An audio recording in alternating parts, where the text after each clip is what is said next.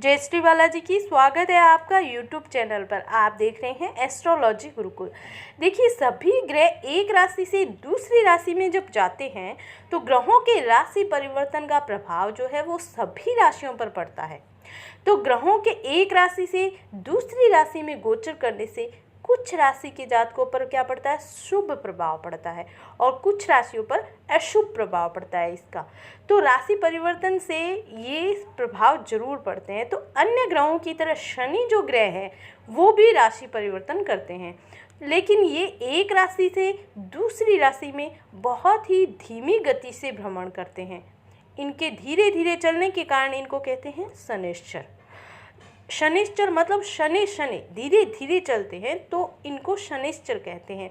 ये ज्योतिष देखिए, ज्योतिष के अकॉर्डिंग शनि जो है वो एक ही राशि में लगभग 2.5 वर्ष बिताते हैं।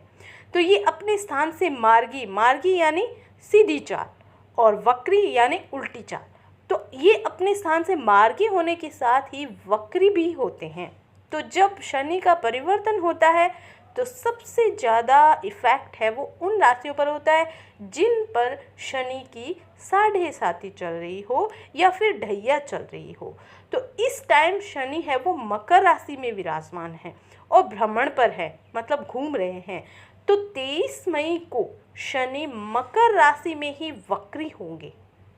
वक्री यानी उल्टी चाल चलेंगे, जो लगभग पूरे 141 दिनों तक उल्टी चाल चलेंगे।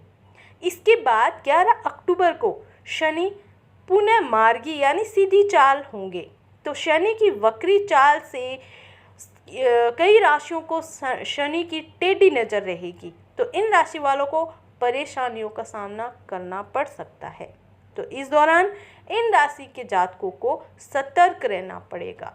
तो आज मैं आपको बताऊंगी कि धनु राशि वालों जातकों को कैसे सतर्क रहना पड़ेगा और इनके लिए क्या सही रहेगा, और उपाय भी बताऊंगी। लेकिन आपने अभी तक इस चैनल को सब्सक्राइब नहीं किया है तो प्लीज़ इस चैनल को सब्सक्राइब कर लीजिए, बेल बटन को प्रेस कर दीजिए।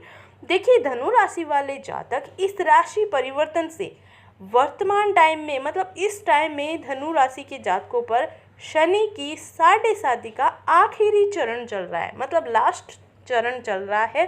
तो शनि की चाल है वो वक्री होने से इन राशि के जातकों को सावधान रहने की बहुत ज़्यादा ज़रूरत है।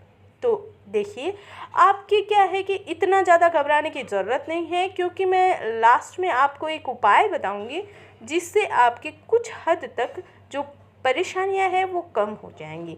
देखिए, धन हानि के योग होने के योग बन रहे हैं आपके, तो धन हानि हो सकती है। इसलिए आपको इस टाइम संपत्ति से जुड़े मामलों में सतर्कता बरतने की बहुत ज़्यादा ज़रूरत है। आपको धन को सोच समझ कर ही खर्च करना है, मेरी आपको ये सलाह है। तो देखिए, आप अगर वाहन चलाते हैं तो वाहन चलाते टाइम भी आपको सावधानी बरतना है, क्योंकि इस टाइम आपके चल रही है शनि की 7.5 का लास्ट टाइम।